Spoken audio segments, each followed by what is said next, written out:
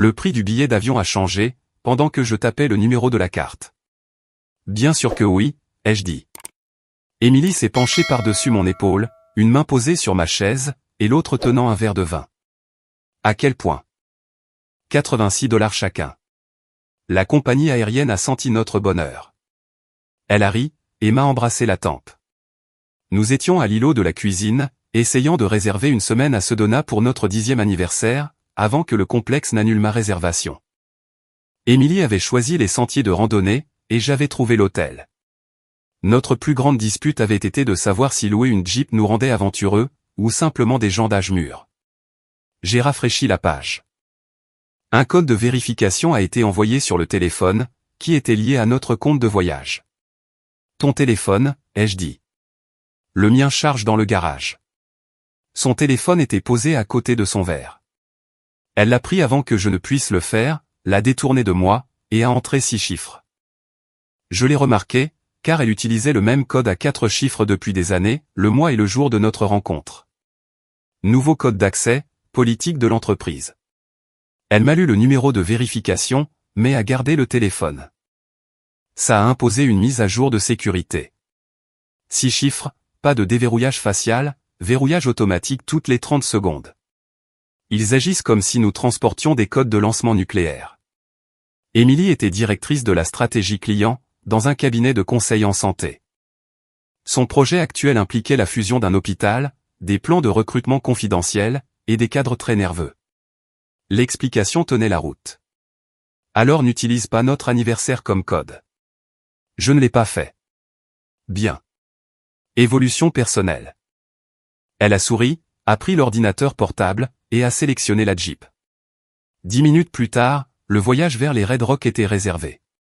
Et pas de mets professionnel, a-t-elle dit, en levant son verre. À toi, pour honorer cette dernière partie. Je le ferai. Je la croyais. Ce n'était pas de la stupidité. C'était 10 ans d'une Émilie stable, affectueuse, et généralement plus transparente que moi. Un simple changement de code d'accès, cela ne justifiait pas une accusation. Au cours des 2 semaines suivantes, son projet a commencé à dévorer ses soirées. La première nuit tardive fut un mardi. Elle a appelé pendant que je faisais les courses. Je suis sous l'eau, a-t-elle dit. Whittaker a changé tout le modèle de recrutement. As-tu besoin que je ramène à dîner? J'ai besoin d'une nouvelle profession. Je ne peux pas acheter ça au supermarché. Elle a ri. Ne m'attends pas, j'ai cuisiné du saumon, j'en ai mangé la moitié, et j'ai laissé le reste au réfrigérateur. Elle est rentrée après 22 heures, fatiguée mais chaleureuse, et a passé ses 2 bras autour de moi, pendant que je remplissais le lave-vaisselle. Tu es un homme bien, Jacques. Je n'ai lavé qu'une seule poêle. Tu as aussi plié le linge. Gardons ça privé. Elle a mangé au comptoir, m'en a dit assez sur le projet pour paraître sincèrement frustrée, puis m'a interrogé sur la rénovation du cabinet médical que je gérais. Elle a écouté, a posé des questions intelligentes, et m'a touché le bras en passant. Rien chez elle ne semblait distant, alors je me suis adapté. J'ai géré les courses, le pressing, les dîners, et le rendez-vous pour la climatisation. J'ai décalé ma soirée de sport. J'étais fier d'elle. Je pensais faire de la place, pour que ma femme puisse réussir. La seule chose qui continuait d'attirer mon attention, c'était le téléphone. Avant, il traînait sur les comptoirs, maintenant, il vivait dans sa main. Elle l'emportait dans la buanderie, et le posait face contre table pendant le dîner. Une fois, à 2 heures du matin, je me suis réveillé lorsqu'elle s'est glissée dans la salle de bain. La lumière filtrait sous la porte. Quand elle est revenue, j'ai demandé, tout va bien? Whittaker a envoyé des corrections depuis Londres. Les fuseaux horaires sont stupides. Elle s'est blottie contre moi, et s'est endormie avec sa main sur ma poitrine. Encore une fois, c'était plausible. Le jeudi suivant, elle m'a envoyé un texto pour me dire que son équipe passait du bureau à un dîner client, à South Park. À 22h40, la porte du garage s'est ouverte. J'étais à la table à manger, en train d'examiner les offres des sous-traitants. Émilie est entrée, portant la robe bleu marine avec laquelle elle était partie, et tenant ses talons à la main. Tu as l'air à l'aise, ai-je dit. J'ai arrêté de les porter vers 21h. Elle s'est penchée pour m'embrasser, et j'ai capté une odeur qui n'était pas la sienne. Un parfum sombre, piquant, cher, mêlant cèdre et fumée. L'odeur était imprégnée sur l'épaule de sa robe. J'ai posé mon stylo. C'est quoi cette eau de Cologne? Elle a fait une pause, a regardé son épaule, puis a ri. Oh mon Dieu, probablement celle de chez Belk. Laquelle? Je me suis arrêté au rayon parfumerie avant le dîner. Je testais des cadeaux d'anniversaire pour toi. Le vendeur a aspergé la moitié du magasin. L'un d'eux a dû s'imprégner sur moi, et est resté pendant South Park. Oui. Elle m'a fait un sourire blessé. Et maintenant, tu as gâché la surprise. La surprise ressemblait apparemment à un incendie de forêt.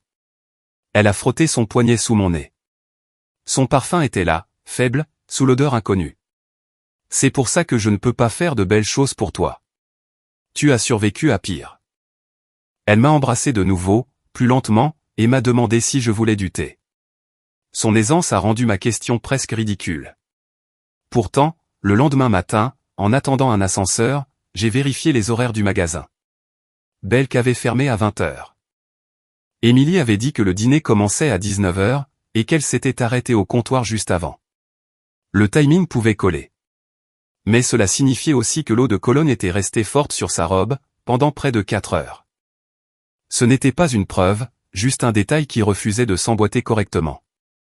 Je ne l'ai pas appelé. J'ai rangé mon téléphone, et je suis entré en réunion. Vendredi matin, je me suis arrêté au Calder Coffee, en face de mon bureau en centre-ville.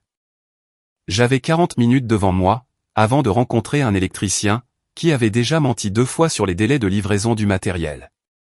Mon plan, c'était un café, des chiffres, et une conversation où personne n'utiliserait les problèmes de chaîne d'approvisionnement comme excuse religieuse.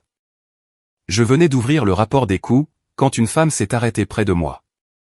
Elle avait environ mon âge, portait un blazer crème, avec l'expression contrôlée de quelqu'un qui entre dans une pièce après s'être exercé. Jacques Warren. J'ai refermé le dossier à moitié. Qui le demande? Mon nom est Victoria Mercé. Elle a jeté un coup d'œil à la chaise vide. Puis-je m'asseoir? Est-ce que je vous connais? Non, mais mon mari connaît votre femme. La phrase est arrivée, avec tout son sens déjà chargé. Qu'est-ce que ça veut dire? Elle s'est assise, et a posé un portfolio noir sur la table. Ça veut dire que Daniel Mercé couche avec Émilie. Pendant un instant, le café a perdu sa profondeur. J'ai entendu le moulin à grains, une cuillère frappant la céramique, quelqu'un qui riait près de la porte. Mais rien de tout cela ne semblait me concerner. J'ai étudié son visage. Aucun triomphe, juste de la fatigue sous beaucoup de discipline. Vous vous trompez d'Émilie. Non. Ma femme travaille avec beaucoup de gens. Daniel ne travaille pas avec elle. Vous avez abordé un inconnu pour accuser sa femme d'avoir une liaison. Il vous faudra plus qu'une voix calme. Je sais. Elle a ouvert le portfolio, et en a sorti des relevés téléphoniques imprimés. Un numéro était surligné. Date, heure, durée. C'est la ligne personnelle de Daniel. Elle a indiqué que le numéro surligné était celui d'Émilie. Je n'ai pas touché les pages. Vous pouvez imprimer n'importe quoi. Vous pouvez vérifier les 2 numéros. J'ai baissé les yeux. Les appels avaient commencé cette semaine plus tôt. Court au début, puis plus long. 11 minutes à 7h14 du matin. 26 minutes à 17h52. 43 minutes après minuit, un mercredi où Émilie était dans notre salle de bain, soi-disant pour répondre aux corrections de Londres. Ma poitrine s'est serrée. J'ai ralenti ma respiration. Victoria a tourné 3 pages. Mardi, 20h06. 18 minutes. Émilie était censée être sous l'eau. Jeudi, 21h18. 31 minutes. Le dîner client. L'eau de Cologne. J'ai repoussé la pile de feuilles. Des appels ne prouvent pas une liaison. Non, ce sont juste la première chose que je peux vous montrer, sans vous demander de me faire confiance. Je détestais cette réponse, car elle était logique. Comment m'avez-vous trouvé? Daniel a cherché votre nom, depuis notre ordinateur familial. La biographie de votre entreprise est apparue. Il voulait savoir à quoi vous ressembliez. Cela m'a frappé différemment. Pourquoi? Je ne le sais pas encore. Vous attendez de moi que je croie ça? Je sais qu'ils sont impliqués. Je sais qu'ils préparent quelque chose, autour de votre anniversaire. Je n'en connais pas le but exact, et je ne vais pas en inventer un. Elle a posé une petite clé USB en métal, à côté de mon café. J'ai copié des messages depuis un appareil de voyage, que Daniel avait laissé lié à son compte. Pas tout. Mais assez. Je l'ai fixé du regard. Victoria a baissé la voix. Il y a un dîner chez vous ce dimanche, c'est exact? Émilie avait invité 2 couples du quartier, pour ce qu'elle appelait un dîner informel de pré-anniversaire. Elle avait insisté pour que nous recevions chez nous, après que j'ai suggéré de réserver au centre-ville. Comment le savez-vous? Un message dit qu'elle a besoin de témoins. Un autre dit que Daniel doit rester à proximité, jusqu'à ce qu'elle lui envoie un texto. Il a écrit, une fois que Jacques aura réagi, le reste sera plus facile. La première émotion claire que j'ai ressentie, ce n'était pas le cœur brisé.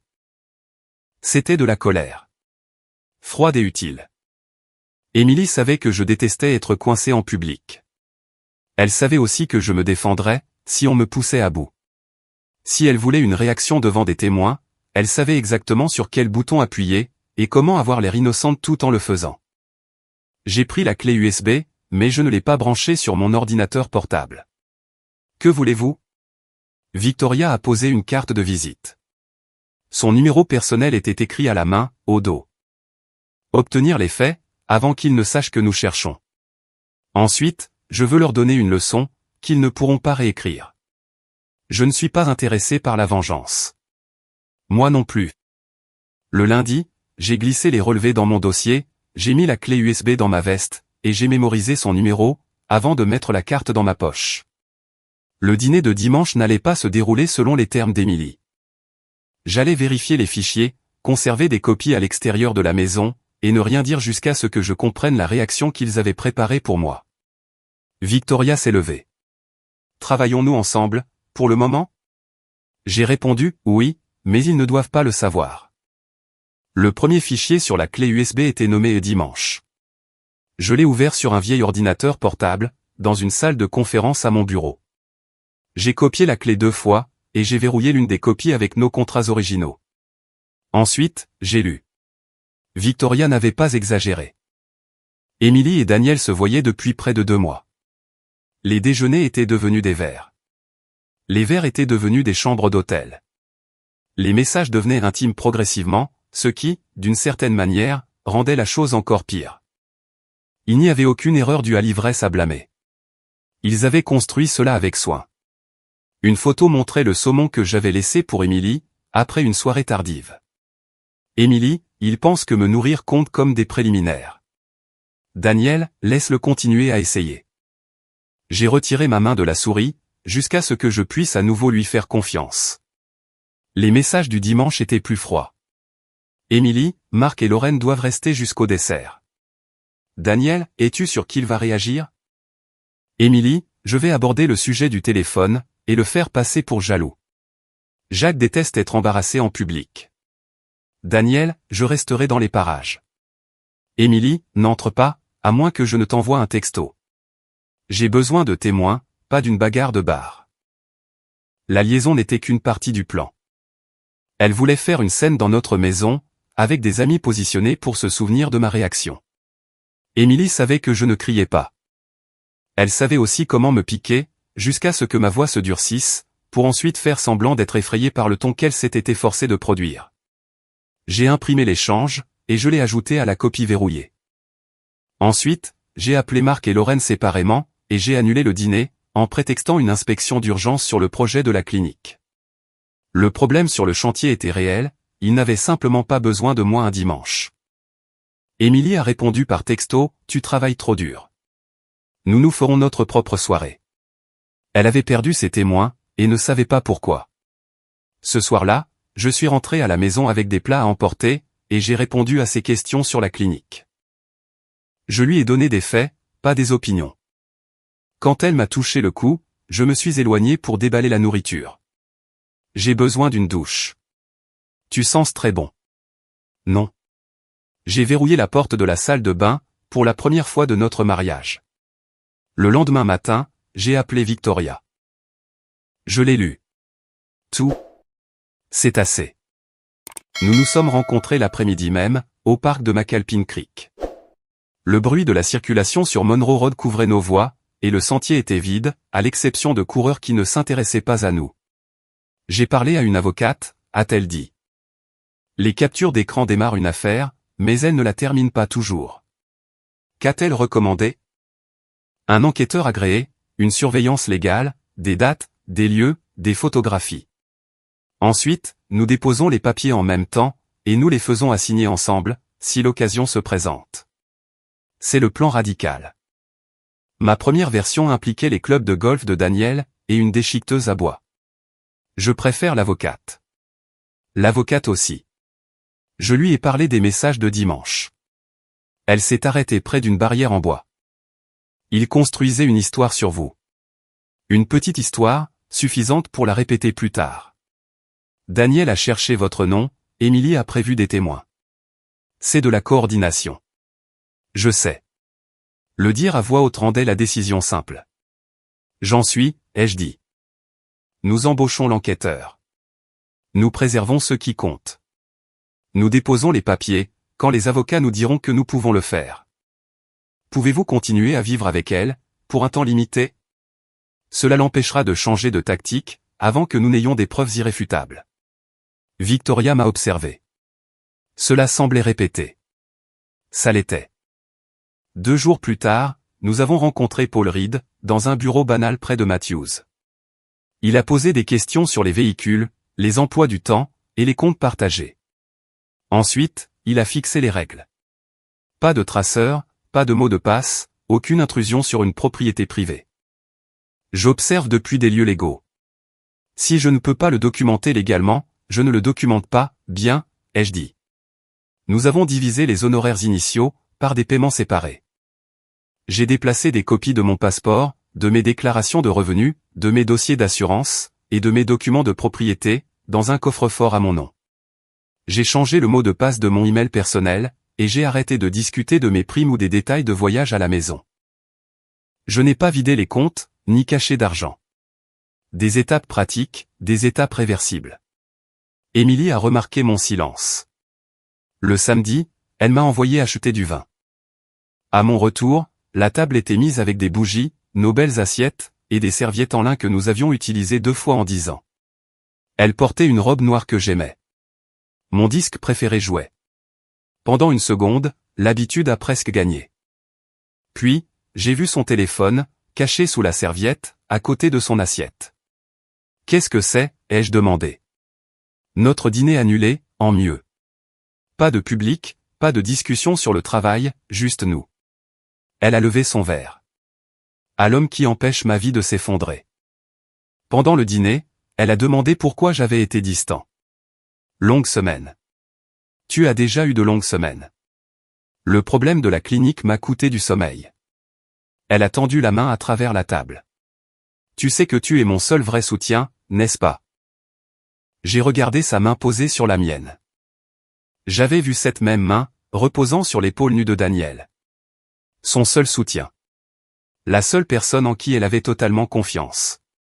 Le dégoût est monté, net et rapide. Je l'ai ravalé avec le vin. C'est un grand mot, ai-je dit. Avoir totalement confiance. Elle a scruté mon visage. Est-ce que j'ai fait quelque chose? Et voilà.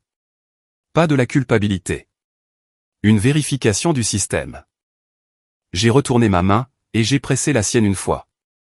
Tu as préparé le dîner. Ses épaules se sont détendues. Plus tard, elle a essayé de m'attirer vers la chambre. J'ai embrassé son front, et j'ai blâmé le vin pour mon mal de tête. Faire semblant était utile, mais ce n'était pas sans coût. Le premier rapport de Paul est arrivé 12 jours plus tard. Il a retrouvé Victoria et moi dans un fast-food sur Independence Boulevard, et a placé 2 dossiers entre nous. Le schéma était simple, les mardis et jeudis. Émilie et Daniel quittaient leur bureau séparément, et se retrouvaient dans des hôtels de luxe, à 40 ou 70 miles en dehors de Charlotte. Paul avait des photographies d'eux entrant dans le même hall, à 10 minutes d'intervalle. Sur l'une d'elles, Daniel portait le sac de voyage d'Émilie, sorti de sa Volvo. Sur une autre, il prenait le petit déjeuner sur une terrasse, alors qu'elle était censée être à un atelier client matinal. Victoria a tenu une photographie par les coins. Il portait cette veste pour notre anniversaire. Sont-ils constants, ai-je demandé. 2 fois par semaine, pendant la période où j'ai observé. 3 hôtels. Les mêmes précautions. Ils sont entraînés. Est-ce qu'ils s'en doutent? Non. C'était suffisant. Nous lui avons donné un objectif de plus, documenter le prochain voyage avec nuitée, et identifier le lieu de la réservation. À l'extérieur, Victoria s'est appuyée contre sa voiture. Je pensais que les voir ensemble rendrait les choses plus faciles. Ça les rend définitives. Ce n'est pas la même chose. Non. Elle m'a regardé. Êtes-vous en état de conduire? Je le peux. Envoyez-moi un texto quand vous serez rentré. Je l'ai fait. Après cela, nous nous sommes rencontrés tous les quelques jours. Parfois au parc, parfois dans le café d'une épicerie, à mi-chemin entre nous. Nous ne passions pas chaque rencontre à parler de preuves. Victoria m'a raconté que Daniel avait commencé à corriger sa mémoire devant des amis, des mois plus tôt. À la fin, je prenais des notes après des conversations normales, a-t-elle dit.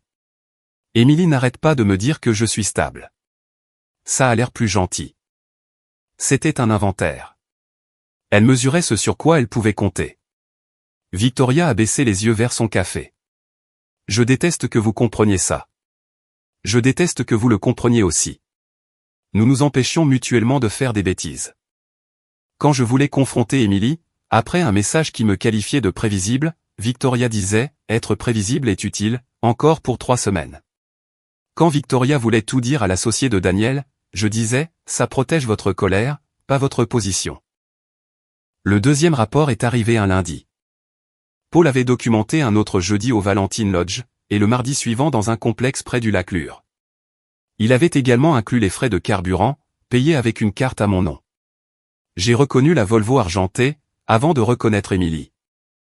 Je la lui avais offerte 4 mois plus tôt, après avoir passé 3 samedis à comparer les modèles.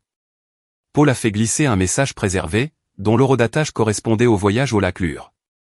Émilie avait envoyé à Daniel une photo du tableau de bord, montrant un réservoir presque vide. Jacques a acheté la voiture de fuite, et il paie toujours pour l'essence. Je me sens presque coupable. Daniel, ne te fatigue pas trop. Émilie, il fera le plein dimanche, et me dira d'être prudente. J'avais fait le plein ce dimanche-là. Victoria a prononcé mon nom. Je vais bien. Non, vous vous contrôlez. C'est différent. Paul a fermé le dossier. Vous avez ce que les avocats ont demandé. Plus de photographies du même comportement n'amélioreront pas votre position. Ce soir-là, j'ai retiré la Volvo du compte de carburant automatique, lié à ma carte personnelle. Je n'ai pas bloqué les fonds communs. J'ai simplement arrêté d'agir comme le trésorier de sa liaison. Elle l'a remarqué à la station-service suivante. Quelque chose a changé avec la carte? Oui, je sépare certaines dépenses automatiques. Pourquoi? Je révise le budget avant ce donat. Tu aurais pu me le dire. Je viens de le faire. Mets les déplacements professionnels sur ta carte pro. Les trajets personnels seront prélevés sur le compte joint. Ses yeux se sont plissés. Depuis quand détaillons-nous l'essence? Depuis que j'ai commencé à y prêter attention. Pendant une seconde, quelque chose a bougé derrière son visage. Puis elle a souri. D'accord, si les feuilles de calcul te font te sentir mieux. C'est souvent le cas. Cette dernière réplique était une erreur. Trop sèche. Trop semblable à la version de moi, qui avait retrouvé son équilibre. Pendant la semaine suivante, elle est devenue plus attentive. Plus de questions sur mon emploi du temps, plus d'apparitions désinvoltes près de mon ordinateur portable.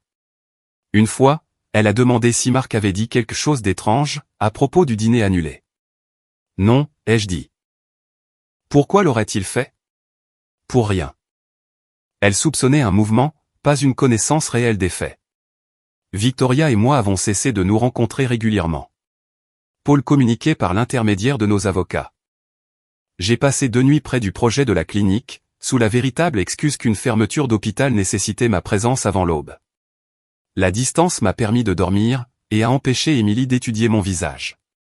Victoria est venue au salon de l'hôtel un soir, avec un dossier de son avocat. Ses cheveux étaient attachés en arrière, et son alliance avait disparu. Je n'ai pas pu la porter aujourd'hui, a-t-elle dit. J'ai regardé la ligne pâle sur son doigt. Je porte toujours la mienne. Je sais que ça garde Émilie calme. Il n'y avait aucun jugement dans sa voix. C'était bien là le problème. Nous avons examiné le calendrier de dépôt des plaintes, et les alternatives, au cas où l'un des conjoints quitterait l'hôtel avant d'être signifié à la maison, le lendemain matin, ou au bureau le lundi. Rien ne dépendait d'un moment dramatique. Quand nous avons terminé, aucun de nous n'a fermé le dossier. « Qu'est-ce qui vous manque ?» a-t-elle demandé. À propos d'Émilie ? À propos d'avant. Ne pas avoir à inspecter chaque phrase. Victoria a hoché la tête. L'ennui me manque. Vous détestiez l'ennui. J'avais tort. Non, vous détestiez être pris pour acquis. Daniel vous a convaincu que c'était la même chose. Elle a soutenu mon regard. Vous faites ça, a-t-elle dit. Quoi ? Séparer la chose du mensonge qui l'enveloppe. J'avais passé des semaines à contrôler la moindre réaction autour de ma femme. Avec Victoria, le contrôle semblait moins nécessaire. Je commence à tenir à vous, d'une manière qui complique tout ça, ai-je dit. Sa respiration a changé. Tant mieux, a-t-elle répondu. Je commençais à être fatigué d'être la seule. J'ai posé ma main sur la table, assez près pour qu'elle puisse choisir. Elle a retourné sa paume, et l'a placée sous la mienne. Pas de baiser, pas de promesse. Nous étions toujours mariés, mais la vérité entre nous était plus propre que tout ce qui nous attendait à la maison. Le mercredi, Émilie a annoncé sa conférence. Elle a étalé des tenues sur notre lit, pendant que je répondais à des emails sur la commode. C'est une retraite pour dirigeants. Du vendredi au dimanche, l'équipe de fusion a ajouté ça à la dernière minute. Où ? À Asheville. Quel hôtel ? Je ne sais pas. Whittaker a réservé un bloc de chambre, quelque part en dehors de la ville. La dernière mise à jour de Paul ce matin-là, mentionnait un complexe thermal d'élite près d'Asheville. La réservation était au nom de Daniels Consulting LLC, une suite.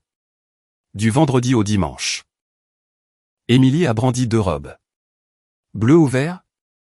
Bleu. Tu choisis toujours le bleu. Ça te va bien. Elle m'a observé dans le miroir. Tu n'es pas contrariée pour la conférence. Je sais que j'ai été beaucoup absente. J'ai arrêté de te demander de t'excuser pour le travail. Cette réponse l'a perturbée. Le soir suivant, je l'ai aidé à faire ses valises. J'ai roulé un pull à côté de sa trousse de toilette, j'ai trouvé le chargeur qu'elle prétendait avoir perdu, j'ai vérifié la météo, et j'ai mis son coupe-vent dans la poche extérieure. Je n'ai posé aucune autre question. Pas parce que j'acceptais le mensonge, mais parce que je n'attendais plus rien de ses explications. Elle s'est assise sur le lit et a souri. Tu prends si bien soin de moi. Je sais. Pendant qu'elle se douchait, j'ai regardé l'espace vide que sa valise avait laissé sur l'étagère du placard. J'avais fini d'essayer de préserver un mariage, qu'elle avait transformé en simple couverture. Le vendredi matin, Émilie m'a embrassé dans la cuisine, et est partie à 8h12. À 9h, j'ai rencontré mon avocate, Melissa Grant, au centre-ville. Elle m'avait déjà expliqué que la Caroline du Nord n'accorderait pas de divorce absolu, tant qu'Émilie et moi vivrions toujours ensemble. Nous avons signé et déposé la plainte liée au divorce que la loi permettait immédiatement, commençant ainsi la séparation formelle, préservant mes droits, et enclenchant le reste de la procédure. De l'autre côté de la ville, Victoria signait ses propres documents. À 10h17, Paul a confirmé que la Volvo d'Émilie, et l'Audi de Daniel, étaient toutes deux arrivées au complexe. À 11h, Victoria a appelé. Toujours d'accord. J'ai signé il y a 20 minutes. Moi aussi. Nos avocats ont coordonné les dépôts. Au milieu de l'après-midi, les plaintes tamponnées étaient prêtes. 2 huissiers de justice professionnels ont reçu les photographies, les descriptions des véhicules, les informations sur la chambre, et des instructions strictes. Pas de scène, pas de discours, uniquement une signification légale. À 15h42, Melissa a posé la page de confirmation devant moi. Une fois qu'ils auront reçu les documents, la version privée de ce mariage sera terminée. Elle a dit, ça c'est terminé avant aujourd'hui. Je sais. Mais c'est aujourd'hui qu'ils le découvrent. Mon téléphone a vibré. Victoria, les huissiers sont en route. Nous l'étions aussi. Émilie m'avait envoyé une photo de la chambre d'hôtel, 20 minutes après son arrivée. Le cadre montrait un peignoir blanc sur le lit, un verre de vin sur la table de nuit, et juste assez de la suite pour confirmer que Paul avait identifié le bon complexe. Bien arrivé. La conférence commence tôt. Je t'aime plus que tu ne le sais. Tu es le seul homme qui m'ait jamais fait me sentir en sécurité. J'ai lu le message, pendant que Victoria conduisait vers l'ouest sur l'Interstate 40. Elle dit qu'elle m'aime, ai-je dit. Victoria a gardé les yeux fixés sur la route. Daniel m'a dit qu'il rencontrait un investisseur. Un week-end bien rempli, pour le développement professionnel. Cela lui a arraché un demi-sourire. Nous nous étions retrouvés sur un parking relais à l'extérieur de Charlotte, et y avions laissé mon camion. Les deux huissiers nous suivaient dans une berline. Paul était déjà près du complexe, non pas parce que nous avions besoin de plus de preuves, mais parce que Mélissa voulait un registre indépendant des arrivées et des départs, au cas où l'un des conjoints nierait plus tard les circonstances de la signification. Plus nous approchions d'Asheville, plus la voiture devenait silencieuse. Victoria a tendu la main au-dessus de la console. J'ai pris sa main. Nous ne fêtions rien. Aucun de nous n'avait oublié ce que signifiaient ces papiers. Mais pour la première fois depuis le Calder Coffee, je n'avais pas l'impression d'être seul, pendant que quelqu'un réorganisait ma vie dans mon dos. Vous pouvez toujours attendre dans le hall, ai-je dit. Vous aussi. Je n'en ai pas l'intention. Moi non plus. Le complexe hôtelier se trouvait au-delà d'un portail en pierre. Tout en bois sombre, avec des vitres impeccables, et une intimité qui coûtait cher. Les voituriers se déplaçaient silencieusement, sous l'entrée couverte. Les gens venaient ici pour disparaître pendant un week-end, sans avoir à admettre que c'était précisément ce qu'ils achetaient. Paul nous a rejoints près de la cheminée du hall. Il portait une veste de sport, et n'avait rien sur lui qui puisse l'identifier. Ils sont au restaurant, a-t-il dit. Une table près des fenêtres. Ils y sont depuis 40 minutes. Aucun problème pour faire entrer les huissiers, a demandé Victoria. La direction ne les laissera pas s'approcher de la chambre. Mais le restaurant est ouvert au public. Tant qu'il ne perturbe pas le service, ça ira. C'était le premier ajustement. Nous avions prévu que la signification se fasse près des ascenseurs, à l'écart de la foule. Le complexe protégeait l'intimité de ses clients, le restaurant devenait donc la seule option viable. J'ai regardé Victoria. Nous le faisons là. Elle a acquiescé une fois. Les huissiers nous ont rejoints près du pupitre d'accueil. L'un d'eux était une femme d'une 50aine d'années, nommée Carla. L'autre, Mike, avait l'expression patiente d'un homme qui avait déjà vu toutes les réactions possibles, face à de mauvais documents légaux. Pas de discours de notre part, a déclaré Carla. Nous les identifions, nous confirmons les noms, nous remettons les documents, et nous partons. S'ils refusent de les prendre, la signification peut quand même être considérée comme achevée, selon nos instructions. Vous deux, vous gérez votre propre conversation. Compris, ai-je répondu. L'hôtesse a commencé à nous interroger sur notre réservation. Paul a discrètement pointé du doigt à travers la salle à manger ouverte. J'ai vu Émilie en premier. Elle portait la robe bleue, celle que j'avais choisie en l'aidant à faire ses valises. Daniel était assis en face d'elle, en chemise à col ouvert, avec un bras reposant sur le dossier de la chaise. Une bouteille de vin rouge se tenait entre eux. Émilie riait de quelque chose qu'il venait de dire, et a trinqué avec lui. Elle avait l'air détendue. Pas négligente. En sécurité. Les doigts de Victoria se sont refermés sur les miens, puis ont lâché prise. Prêt, a-t-elle demandé. Oui. Nous sommes entrés ensemble. Daniel a remarqué Victoria alors que nous étions à environ 3 mètres.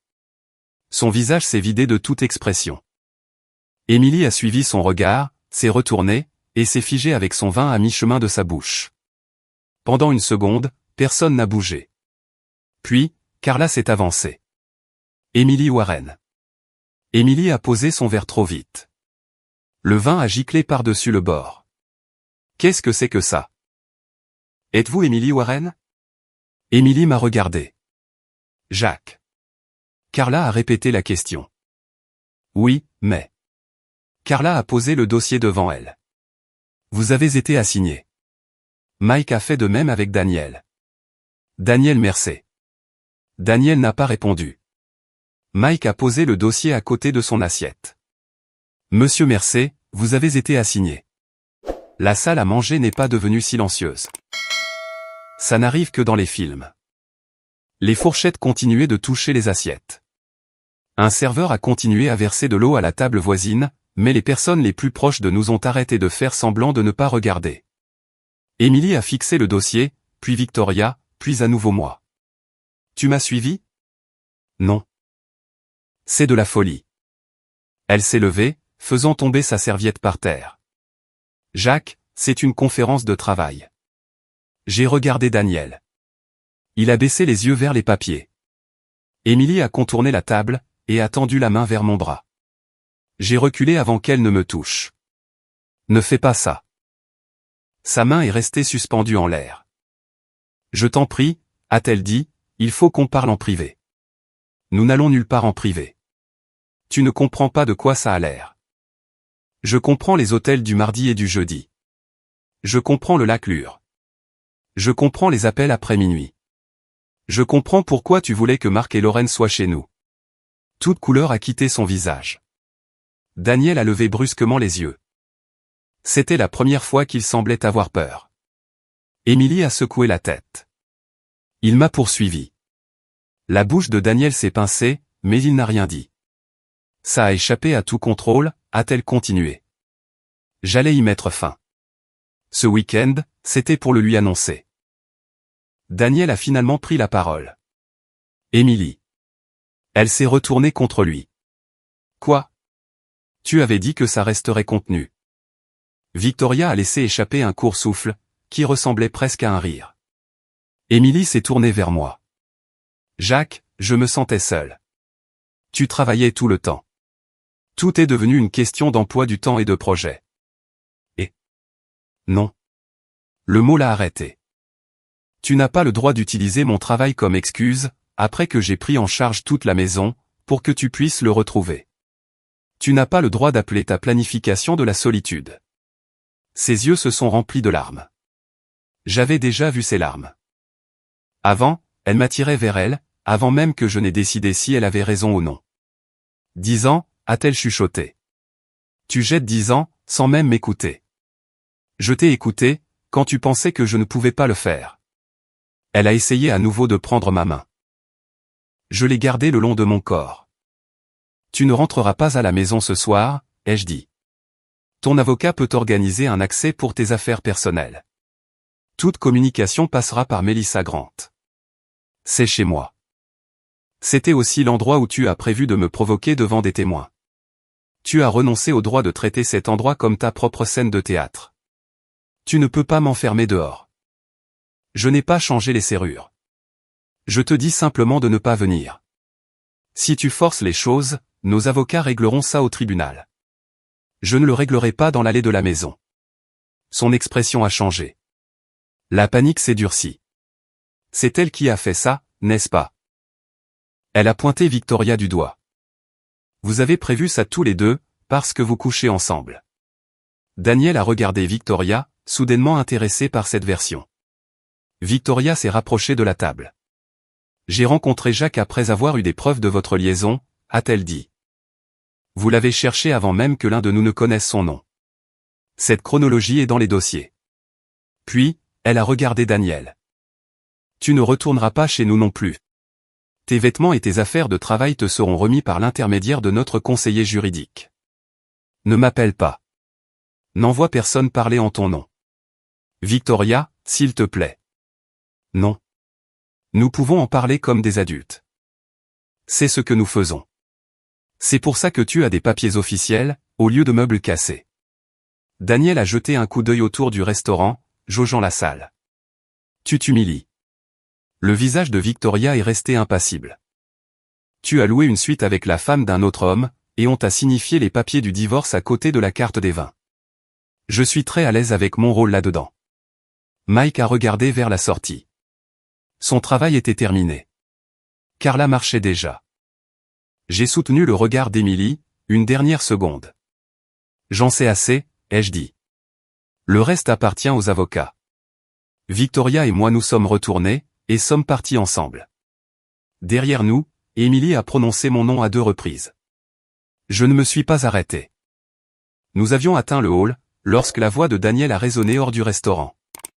Tu avais dit qu'il ne vérifiait jamais rien. Émilie l'a suivi dans l'embrasure de la porte. Baisse la voix. Tu as utilisé sa carte pour les voyages. Tu n'arrêtais pas de changer le plan. Tu voulais ce stupide dîner. Tu l'as recherché depuis ton ordinateur personnel, parce que tu disais qu'il pourrait devenir un problème. Il n'était pas un problème, jusqu'à ce que ta femme n'apparaisse. Daniel a eu un rire sec et laid. Ma femme est apparue, parce que tu as été négligente. Émilie a regardé au-delà de lui, et nous a vus près de l'entrée. Jacques, attends. Daniel a attrapé son dossier sous le bras, et s'est éloigné d'elle. Non, a-t-il dit. J'en ai fini. Ne m'appelle pas. Le visage de son ancienne amante a de nouveau changé, cette fois sans aucune performance. Tu n'es pas sérieux. On vient de me signifier les papiers du divorce dans un restaurant, parce que tu avais besoin de te sentir malin. Tu étais dans chaque message, et c'est toi qui étais marié avec lui. C'était de la lâcheté déguisée en distinction, mais ça a fonctionné. Émilie est restée seule entre le restaurant et le hall, pendant que Daniel marchait vers les ascenseurs. Victoria l'a regardé partir. Cette semaine à se prendre pour des âmes sœurs, a-t-elle dit. Ensuite, nous sommes sortis. Mon téléphone a commencé à sonner, avant même que le voiturier ne ramène la voiture. Émilie a appelé 6 fois, entre Asheville et Statesville. Ensuite, il y a eu les messages. S'il te plaît, laisse-moi t'expliquer. Daniel m'a manipulé. Victoria t'a empoisonné l'esprit. J'ai fait une erreur, mais ce n'est pas qui je suis. Le dernier disait, si tu m'as jamais aimé, reviens ce soir. J'ai désactivé les aperçus de messages, mais je ne l'ai pas bloqué. Mélissa voulait que tout soit conservé. Victoria a conduit encore 10 miles, avant de s'arrêter dans une station-service bien éclairée. Elle s'est garée près de la supérette, et a mis ses 2 mains sur le volant. Je pensais que je me sentirais mieux, a-t-elle dit. Je me sens achevée. Ça a l'air mieux. Ça ne l'est pas. Pas encore. Elle m'a regardé. Je me suis penché par-dessus la console, et je l'ai embrassée. Ce fut bref. Pas de désespoir, aucune tentative de donner à cette journée un sens plus pur qu'elle ne l'avait. Quand nous nous sommes séparés, elle a posé son front contre le mien. Pas parce qu'ils ont fait ça, a-t-elle dit. Non, parce que nous ne l'avons pas fait. Le dimanche matin, Émilie avait changé de tactique.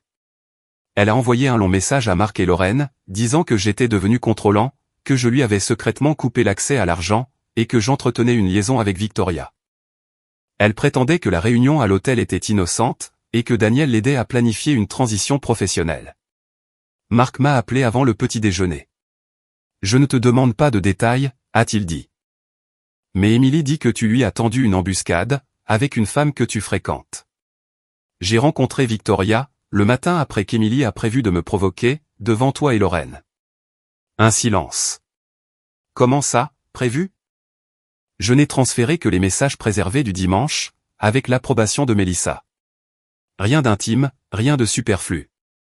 Juste Émilie qui nommait Marc et Lorraine comme témoins, et expliquait comment elle avait l'intention de me faire réagir. Marc a rappelé 5 minutes plus tard. Elle a dit à Lorraine le mois dernier, que tu étais devenu jaloux de son travail. C'était de la préparation. On dirait bien. Je ne te demande pas de choisir un camp. Tu n'es pas obligé de le faire. Cela importait, car la dernière arme utilisable d'Émilie était une version de moi, qu'elle avait commencé à créer avant même que je ne sache qu'il y avait un conflit. Les horodatages ont détruit cette version. Pas auprès de tout le monde. Quelques amis communs ont préféré l'histoire plus douce, celle de 2 mariages qui s'effondrent simplement. Je les ai laissés y croire. Je ne menais pas de campagne électorale. Le lundi, Mélissa a obtenu un accord écrit temporaire, par l'intermédiaire de l'avocat d'Émilie. Émilie devait rester hors de la maison, en attendant une audience formelle sur l'occupation. Elle pouvait récupérer des vêtements et des effets personnels à un moment convenu, en présence de représentants. Les comptes conjoints restaient disponibles pour les dépenses ordinaires, mais aucun de nous ne pouvait faire de retraits inhabituels. Les réservations pour Sedona ont été annulées. La Volvo est restée avec Émilie, mais le prêt, l'assurance, et le carburant sont devenus sa responsabilité, jusqu'au règlement de la propriété. Ce n'était pas de la vengeance. C'était simplement la fin de mon rôle en tant que son système de soutien. Elle a emménagé dans un appartement meublé, près de South Park. Daniel ne l'a pas rejointe pendant 3 semaines. Elle a essayé toutes les portes. Des fleurs sont arrivées à mon bureau. J'ai demandé à la réception de les retourner. Elle a envoyé une lettre manuscrite à la maison. Je l'ai envoyée non ouverte à Melissa. Elle a appelé d'un autre numéro et a dit « J'ai juste besoin de 10 minutes. » Tu as un avocat. J'ai besoin de mon mari. Tu en avais un. Jacques, s'il te plaît. Je ne te demande pas de me pardonner aujourd'hui. Tu me demandes de te faire te sentir moins seul. Je ne le ferai pas. Daniel m'a abandonné. Ce n'est pas mon urgence. Elle a commencé à pleurer. J'ai mis fin à l'appel, et je l'ai documenté pour Melissa. Après cela, les demandes sont passées par les avocats. D'abord une thérapie de couple, puis une séparation à laisser sans dépôt de plainte, puis la permission de retourner à la maison pour sa stabilité émotionnelle. Chaque réponse a été non. Daniel a essayé une stratégie différente. Il a affirmé que Victoria avait réagi de manière excessive, et a suggéré une médiation, avant que les affaires privées ne deviennent dommageables. L'avocat de Victoria a répondu, avec les rapports de l'hôtel et l'historique des recherches préservées. Il a cessé d'utiliser le mot « privé ». Le processus concernant les biens a pris des mois. Nous avons vendu la maison, car ni Émilie ni moi ne pouvions racheter la part de l'autre, sans transformer cet endroit en un fardeau financier. J'ai détesté la perdre. J'avais remplacé la terrasse arrière moi-même, et je savais quel placard de la cuisine coinçait par temps humide. Mais garder un bâtiment juste pour prouver qu'elle ne m'avait pas chassé, aurait signifié la laisser prendre une décision de plus pour moi. Lors de la dernière inspection, Émilie est arrivée avec son avocat pour signer une décharge d'inventaire. Elle avait l'air plus mince. Son assurance polie avait disparu, mais je savais qu'il ne fallait pas confondre dégâts et changements. Lorsque l'avocat s'est rendu dans le garage pour confirmer les dernières boîtes, elle a parlé doucement. Daniel m'a blâmé pour tout. J'ai vérifié la liste dans ma main. L'ensemble de salles à manger part avec l'acheteur. Tu m'as entendu? Oui. Il a dit que j'avais été imprudente. Il m'a bloqué après l'hôtel. Ça ressemble bien à Daniel. Elle a attendu de la sympathie. Il n'y en a pas eu. Je me suis trompé sur lui. Elle a ajouté, tu t'es trompé sur moi. Sa bouche s'est pincée. Victoria t'a rendu la tâche très facile pour partir. Non, tu l'as rendue nécessaire. Es-tu amoureux d'elle? Ce ne sont plus tes affaires. Elle a regardé vers le garage, puis a baissé la voix. Je t'aimais vraiment. Je sais. Tu aimais juste le contrôle davantage. Ce n'est pas juste. Tu as prévu des témoins. Tu as répété ma réaction. Tu as utilisé ma confiance comme couverture, et mon tempérament comme preuve, avant même que je n'ai rien fait. Ses yeux se sont de nouveau remplis de larmes. N'y a-t-il vraiment rien que je puisse dire? Il y a une chose. L'espoir est apparu si vite, que ça m'a presque gêné pour elle. Dis à ton avocat que l'inventaire est correct. Je lui ai tendu le stylo. Elle a signé. 13 mois après le restaurant, les divorces ont été prononcés. Victoria et moi n'avons pas emménagé ensemble tout de suite. Elle a loué une maison de ville. J'ai pris un endroit plus petit près de mon bureau, et j'ai appris quelles parties de mon ancienne routine étaient les miennes, et lesquelles avaient simplement servi à garder Émilie à l'aise. Victoria et moi avons eu des dîners, des disputes, des week-ends séparés, et des conversations qu'aucun de nous n'a appréciées. Nous n'avons pas utilisé le silence comme moyen de pression. Nous n'avons pas appelé la surveillance de l'inquiétude, ni le contrôle de la dévotion. Finalement, nous avons loué une maison ensemble au sud de Charlotte, avec 2 bureaux, une grande cuisine, et aucune histoire imprégnée dans les murs. Nous étions une famille, dans le sens le plus simple du terme. 2 adultes prenant des décisions ensemble, et disant la vérité quand c'était gênant. Un samedi matin, j'ai trouvé Victoria à l'îlot central, en train de comparer des vols pour l'Arizona. Se donna, ai-je demandé. Tu te dois toujours de louer cette Jeep. Je pensais que la Jeep faisait âge mûr. Ça peut être les deux. Elle a glissé l'ordinateur portable vers moi, et a gardé son téléphone sur le comptoir, pas comme une preuve, juste parce que c'était là qu'elle l'avait posé. Aux dernières nouvelles, Daniel vivait dans une location à court terme, et payait sa part d'un règlement financier, qu'il pensait que Victoria serait trop gênée de poursuivre. Émilie a été transférée dans un autre bureau, après que la plupart de nos amis communs ont cessé d'accepter sa version du week-end à l'hôtel. Elle et Daniel n'ont jamais repris leur liaison. Ils avaient eu besoin de secrets, de conjoints, et de quelqu'un d'autre pour en payer le prix. Sans ces choses, il ne leur restait plus grand-chose. Victoria a posé sa main sur mon épaule, pendant que je réservais le vol. Cette fois, le code de vérification est arrivé sur mon téléphone. Je l'ai entré moi-même. Et, c'est Alexander. Jacques a géré cela bien mieux, que la plupart des gens ne l'auraient fait. Il n'a pas confronté Émilie avec seulement la moitié des faits, ce qui lui aurait laissé le temps de tout supprimer, de changer l'histoire, et de se mettre à pleurer sur commande. Il a sécurisé les preuves, a embauché les bonnes personnes, a annulé le piège dans sa propre maison, et a laissé les papiers du divorce parler d'eux-mêmes. C'était intelligent. Il a également eu raison de couper tout contact direct, après l'hôtel. Émilie ne cherchait pas la vérité. Elle cherchait un accès. C'est une grande différence. Qu'aurait-il pu faire plus tôt? Le téléphone, les nuits tardives, l'eau de Cologne, la vérification des horaires du magasin. Après cette deuxième incohérence, il aurait dû commencer à protéger sa position immédiatement. Pas en l'accusant. Juste en séparant les dossiers, en vérifiant les comptes, et en documentant les dates. La confiance, c'est très bien. Mais agir de manière aveugle, après que les faits ont cessé de concorder, ça ne l'est pas. Et Daniel blâmant Émilie, à la seconde où ils se sont fait prendre? Absolument prévisible. Deux génies qui planifient un avenir secret, pour ensuite se dégonfler avant le dessert. Mon avis? Jacques n'a pas gagné, parce que la scène du restaurant était dramatique. Il a gagné, parce qu'au moment où Émilie a commencé sa performance, il ne lui restait plus rien à jouer.